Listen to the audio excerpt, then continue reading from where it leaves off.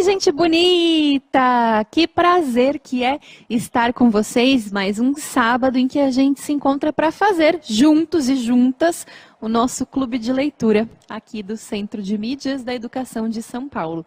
Então, eu já cantei a bola, hoje é o nosso terceiro encontro e a gente vai contar com duas presenças super especiais. A primeira que eu quero já contar para vocês, já apresentar, é o nosso querido professor Magno. Seja muito bem-vindo. Obrigado, Mafê. Estamos aqui participando aí com muito orgulho. É uma honra para a gente estar aqui conversando a respeito de leitura, a respeito de cultura, né?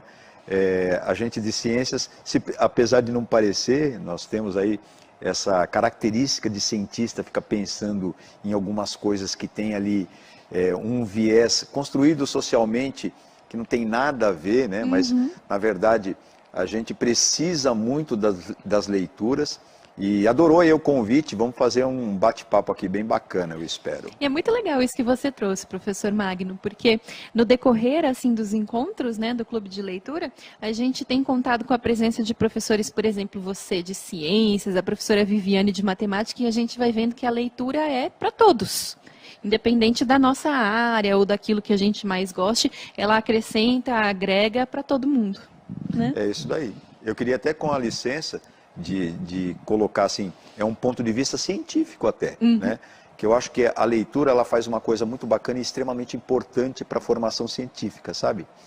Que é justamente ajudar a gente nessa capacidade criativa, né? A gente lê e a gente cria. É uma mágica, né? E a gente vai ganhando repertório, vai ganhando elementos para criar cada vez mais e melhor. Né? É isso daí. E aí eu quero também aproveitar esse momento para apresentar, para trazer para vocês a nossa querida embaixadora que topou estar com a gente hoje, a Bianca. Oi, Bia, tá por aí?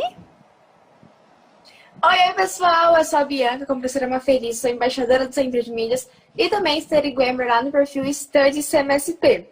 Bom, eu tenho 17 anos e estou muito ansiosa para esse clube de leitura.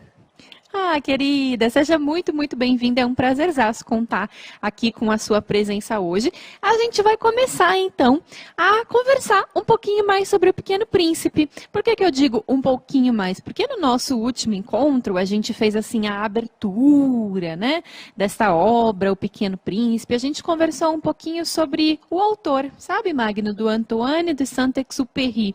A gente viu um pouquinho como que a vida dele tem tudo a ver com o que se conta na história do Pequeno Príncipe, né? Então, não coincidentemente, ele era um aviador, né? Não coincidentemente, ele passa por alguns períodos da vida dele que ele está bem isolado, e aí ele faz reflexões que vão aparecer, né, na obra O Pequeno Príncipe. Então a gente falou um pouquinho sobre essas conexões entre a vida do autor e a obra, pensando quase como se O Pequeno Príncipe fosse alguma espécie de relato um pouco autobiográfico do autor, né? E aí, hoje, então, eu quero convidá-los a continuar o nosso bate-papo, a nossa conversa sobre O Pequeno Príncipe. Ele vai aí na tela, só relembrando o nome do autor, o Antoine de Saint-Exupéry, em francês, né? Pequeno Príncipe, essa obra, né, da década de 40, aí no meio da Segunda Guerra Mundial, né? Importante a gente pensar também um pouquinho no contexto histórico. Ele chegou aqui, ó, para nos acompanhar no encontro de hoje. Aliás, não tá só ele, né? Ele está aqui acompanhado de sua fiel amiga, né? A sua raposa. E aí, quero começar então fazendo uma citação, né, da obra, para que a gente já entre no clima. Em uma determinada altura, né, lá da nossa leitura da obra, o príncipezinho diz assim para a gente: é preciso que eu suporte 2 ou 3 larvas, se eu quiser conhecer as borboletas. Dizem que são tão belas. Um príncipezinho diz isso para a gente. E o tempo todo, não só nessa frase, né, professor Magno, o tempo todo ele nos convida a olhar para as coisas, olhar para a realidade com outros olhares. de uma outra forma, não é isso? Eu vejo nessa parte um cuidado que ele tem, né, de criar, o cuidar também da natureza, né? Porque ao mesmo tempo que a larva, é uma passagem que tem ali, que ele fala dos baobás, né? E se você matar todas as larvas, você vai se livrar de um problema, parece, né? Mas aí você vai deixar que a natureza flua também de uma outra maneira. Então, tem vários momentos que eu vejo assim na leitura do livro, que há um cuidado muito grande com essa coisa da natureza, do cuidado da natureza, num contexto muito amplo, né? É uma obra, eu sou suspeito de falar, porque eu adoro a obra. Né? Tem isso mesmo, né? E aí o olhar, né, de quem vê essa citação e identifica o cuidado com a natureza é o olhar, claro, de uma pessoa que está conectada com a área de ciências, né? Sim. E aí que eu queria te perguntar assim, professor, você se lembra, na primeira vez que você leu esse livro, como foi? Então, aí eu vou contar um pouco da minha história, porque assim, eu fui educado na primeira educação, lá na alfabetização e tudo mais, ainda no período militar, né?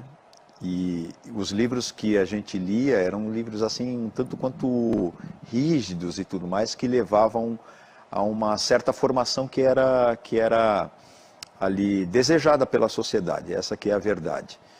Então, no final das contas, eu perdi essa leitura enquanto criança e fui ler só depois da minha adolescência e tudo mais, ali já quase na entrada já da faculdade.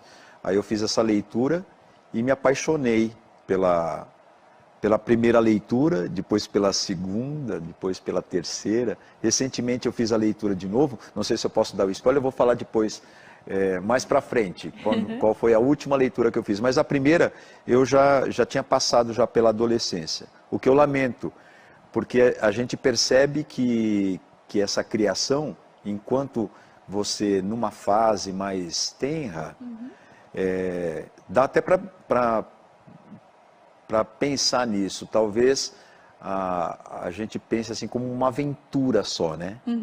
Que é uma aventura da maior qualidade, né? Não deixa de ser. Mas é um pouco mais que isso, né? É um pouco mais que isso. Um pouco bem mais que isso. Né? Eu acho que você tem razão. Quando a gente lê um livro numa determinada idade, depois a gente retorna a ele outras vezes, a gente lê de forma diferente. Né? E isso para todas as obras literárias, mas muito especialmente no Pequeno Príncipe. Né? Porque parece que ele vai se vinculando, ele vai trazendo coisas para a gente pensar que tem a ver com os momentos da vida em que a gente está vivendo. Né? A leitura da Bianca, por exemplo. A Bianca contou para a gente que ela é nossa estudante. Né? Aí, Bianca, vou te pedir para você contar qual é a sua idade. Então, eu tenho 17 anos, mas a minha primeira leitura que eu fiz do livro do Pequeno Príncipe, na verdade, nem fui eu que li. Porque o primeiro conhecimento que eu tive desse livro foi na escola, com a professora contando a história para nós, os alunos. A professora contava a história, mostrava assim, os livros, as figuras. Tanto é que naquela época eu encarava o Pequeno Príncipe como um aventureiro, um menino assim, cheio de liberdade, que gostava de passear. Mas agora, minha última leitura, que foi justamente para recuperar, né, um pouco da memória que eu tinha sobre a leitura que eu tinha feito pequena, eu percebi que o Pequeno Príncipe é sim um aventurador, mas também ele é muito sábio. Se você for para ler o livro e realmente prestar atenção no que está escrito ali, tudo que ele escreve é o que nós passamos realmente na vida real. E ele tem uma dose de sabedoria incrível. Então, olha que legal, Bianca, porque tendo lido o livro 2 vezes, você já percebeu que a segunda leitura foi diferente, vai mais ou menos no mesmo caminho do que o professor Magno contou pra gente, né? Para vocês aí que estão em casa e que leram o livro, para a Bianca, para o professor Magno, eu vou fazer uma pergunta. Ó, que é para a gente ver o quanto que o livro vai mudando a nossa forma de enxergar as coisas em vários aspectos. Eu vou perguntar aqui, ó, para o professor Magno, que vai me responder assim, como qualquer um responderia, tá, professor? Ó, professor Magno, o que é isto? Então, o contorno parece um chapéu, né? É. Então, uma pessoa mais desatenta, que tivesse acostumada a olhar as coisas de uma forma bem automática, diferente da forma como o Pequeno Príncipe convida a gente a olhar, bateria o olho e diria assim, isso aqui é um chapéu. É um chapéu. Porque tem ali a aba, né? Tem a aba, né? Tem a parte de cima, né? Aí, o Pequeno Príncipe, né? Ele conta assim pra gente, vamos olhar as coisas da vida de um jeito diferente. Vamos sair do automático, vamos olhar com os olhos do coração, vamos olhar com olhos de criatividade. Aí o Pequeno Príncipe olha bem assim, né, para essa figura e ele diz assim, pois eu aqui, ó, eu cá comigo, eu acho que isso aqui não é um chapéu, não. Isso aqui é bem, ó, uma jiboia que engoliu um elefante. É verdade. Olha o olhinho ali da jiboia e o elefante ali. Aqui o olhinho, né? E o elefante na barriga dela, né? E na minha percepção, aí você me conta, Bia, o que você achou desse trecho, né?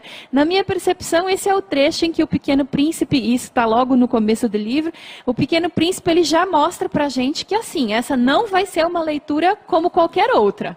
O que você achou desse trecho, Bia? Bom, eu fiquei bastante chateada por conta que nesse trecho tem o mesmo trecho que as pessoas desencorajam o sonho dele de se tornar ali pintor, né? Que ele disse, eu poderia me tornar um pintor famoso, mas vou ter que procurar outro sonho para mim. Então é bem triste, porque ele era uma criança de 6 anos que estava ali conhecendo o mundo, se aventurando nas pinturas. Tanto é aqui, a minha parede tá cheia de pinturas. Aí se a mãe viesse e falasse pra mim, Bianca, tá feio isso aí, para com isso. Me desencorajaria, então eu poderia ter perdido um futuro de pintora, por exemplo, como o próprio livro traz. Então é bem triste nessa parte, mas também nos deixa ali o pensamento de que temos de estar aberto ao novo, porque é uma jiboia que engoliu um elefante. Mas, mesmo assim, você, leitor, pode olhar e falar, não, isso aqui pode parecer uma montanha, pode parecer várias e várias outras coisas, basta deixar a imaginação livre. Nossa, que legal. É isso mesmo, Bianca. Como a história toda do Pequeno Príncipe é aquela história que convida a gente a abrir o nosso olhar e abrir o nosso coração, então ele está dizendo assim pra gente, ó, eu tô vendo aqui, ó, pra mim, assim, isso aqui é uma jiboia com um elefante na barriga. Mas a gente pode, fazendo um exercício de Pequeno Príncipe na nossa vida, a gente pode olhar e imaginar uma porção de coisas diferentes, né? O Pequeno Príncipe, ele fala um negócio que é bem bacana, estou lembrando agora, que é assim, né? O adulto, tudo você tem que explicar para o adulto, ele não entende. É verdade. Nessa parte, tudo você tem que explicar, né? Então ele desenhou isso daí, né? Ele fez um desenho, um rascunho lá. O adulto, ele é muito chato, né? Não sei se ele usou esse termo, você tem que ficar explicando para ele, não, isso daqui é uma jiboia que engoliu um elefante lá e tudo. É um show de criatividade, né? Show. E é retomado esse aspecto que a Bia trouxe, né? Bia, né? Não é, Bia? Esse aspecto é retomado em várias partes do livro, né? Que ele fala, eu sou um desenhista de jiboia que engole um elefante. Isso. Ele retoma. É assim, um bom humor, né? Que ele tem em todo o livro. Eu acho que até a última parte ele ainda comenta a respeito disso. Isso mesmo. Só um detalhe, fazendo uma autopropaganda aqui, essa montagem, esse quebra-cabeça aí de encaixe, eu que fiz, foi o professor Magno que fez. Que eu achei, é tão fantástico isso que eu usei a minha criatividade para fazer também essa menção aí à passagem do... Está logo ali no comecinho, a primeira está na página 10 por ali. Isso. Aliás, professor Magno, não só você usou suas habilidades, sua criatividade para fazer aqui, né, a jiboia com o elefante, como também para produzir, né, a sua versão do avião, né, do aviador, né, quando ele cai no deserto e ali ele tem a oportunidade de conhecer o Pequeno Príncipe. Então aqui também, ó, o fruto das mãos, né, da imaginação e do trabalho do professor Magno. Muito lindo. Gente, vou convidar vocês a acompanharem conosco um vídeo que vai contar um pouquinho, talvez muita gente não saiba, mas a gente tem aqui no Brasil um museu do Pequeno Príncipe. Vamos conhecer juntos? A gente já se encontra.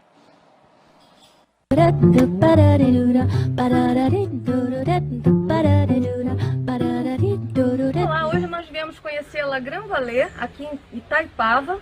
É um centro cultural dedicado ao Pequeno Príncipe. É, na verdade, a casa onde Exupéry, o escritor de Pequeno Príncipe, que também era aviador, descansava aqui no Rio de Janeiro quando fazia seus voos internacionais pela Aeropostale. Vamos lá conhecer essa história?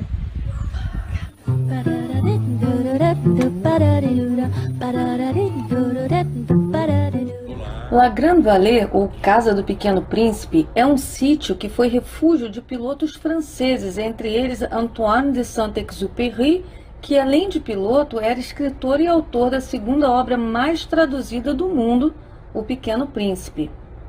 Eles trabalhavam para a empresa de correio aéreo Aeropostale, que na década de 30 fundiu-se com outras companhias aéreas para formar o que nós conhecemos hoje como Air France.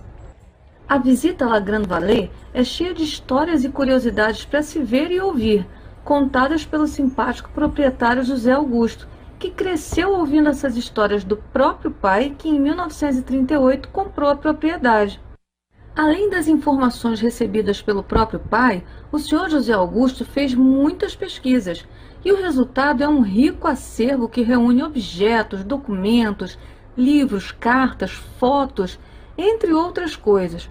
Tudo sobre a história dos primórdios da aviação, dos aviadores que passaram pela propriedade e também sobre o livro O Pequeno Príncipe. A visita é super indicada para quem é amante de história, literatura, aviação ou simplesmente gosta do livro.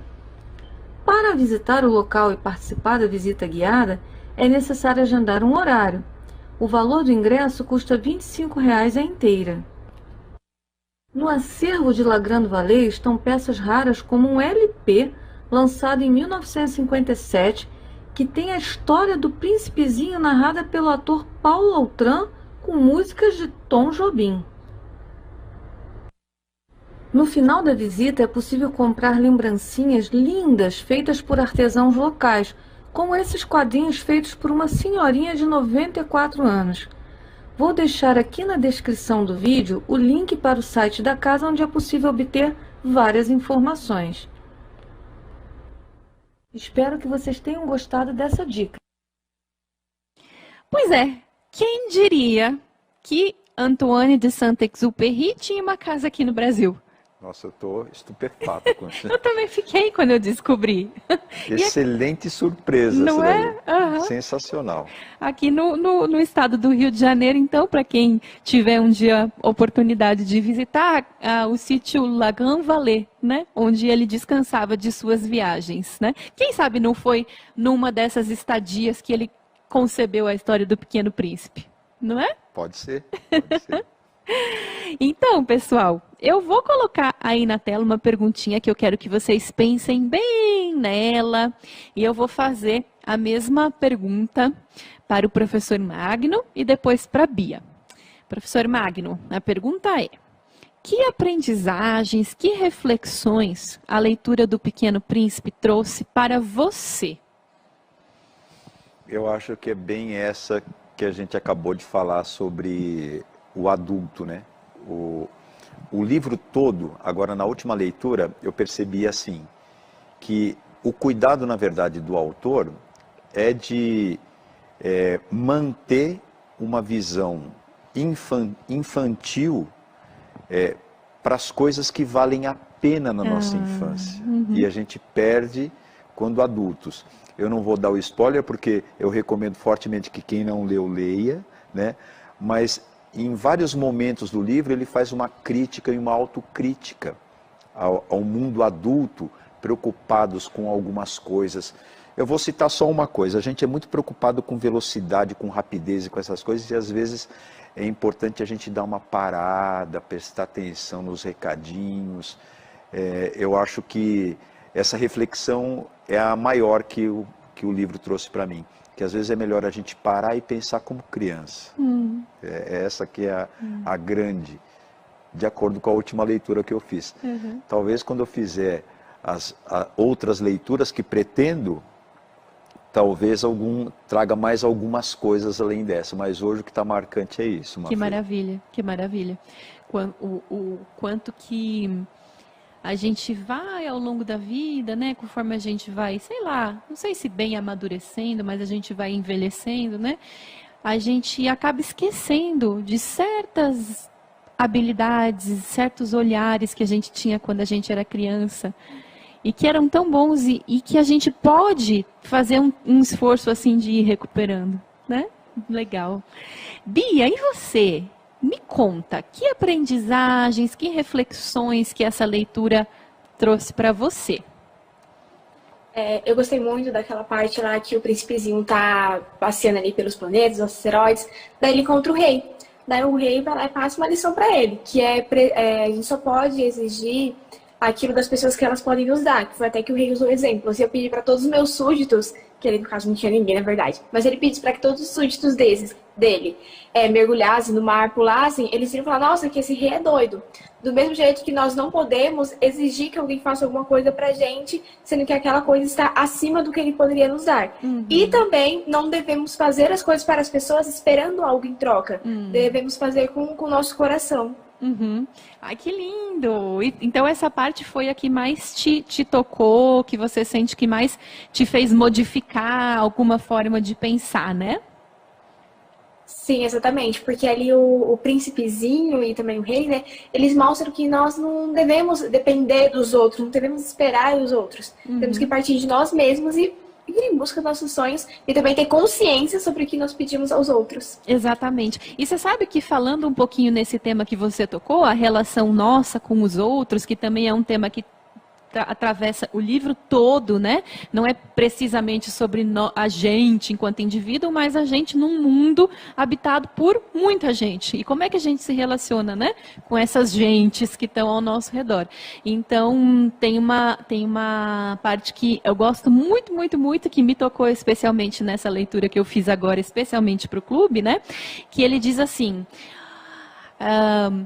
o zelo e o apreço e o cuidado que a gente tem com as pessoas aparecem nas mais mínimas coisinhas da vida. Por exemplo, Magno, se eu te convido para uma festa e eu te digo assim, querido Magno, olha, você chega na minha casa para a festa às 3h, tá?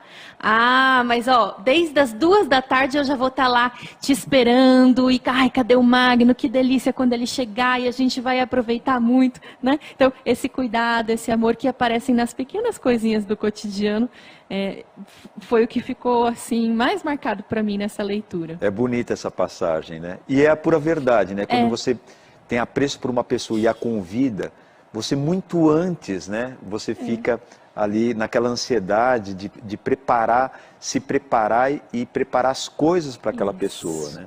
É muito bonito, gostei. Muito bonito mesmo. Aí, pessoal, queria contar para vocês que...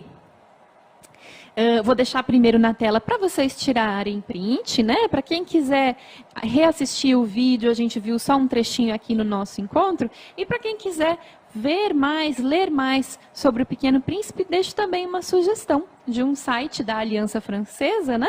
Para que vocês leiam aí um artigo, né? Sobre citações inspiradoras do livro O Pequeno Príncipe.